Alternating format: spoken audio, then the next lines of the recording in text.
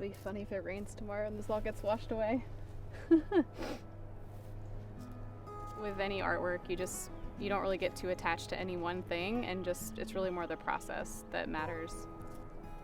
Normally I'm an acrylic painter. I paint a lot of landscapes, occasionally portraits, and a lot of it's based on places that I've been or places that my collectors have been and want to memorialize through painting. In terms of the chalk work today, I'm just kind of celebrating spring with a little bit of flowers for the neighborhood.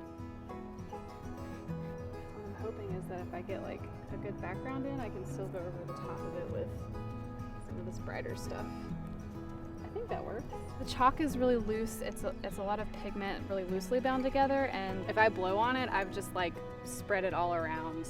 Whereas paint, there's just so much control over it, so I think this is a lot more about letting it blend and be weird and working with that, because I can't really get a sharp edge or anything super detailed. Most of my work is landscape or floral, so it's really just places I go. I do a lot of travel, so sometimes that inspiration is national parks or other countries I've been to, but this was actually a field of flowers. I think they're called cosmos, but they were on the side of the highway when I was driving to North Carolina, and I literally like pulled off the interstate and got out of my car and went like walking to the edge of them.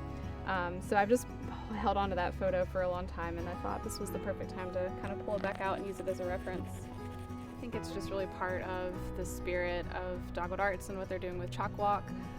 I've lived in Knoxville for almost 4 years, and since the day I moved here, Dogwood Arts has just been such a force for positivity in the community, and so I had a little bit of extra time with some spring cancellations and just thought that I would do my part to add a little bit of spring cheer to the neighborhood. So I don't really think of this as part of my work, but really this is just me being a good neighbor in the way that I can.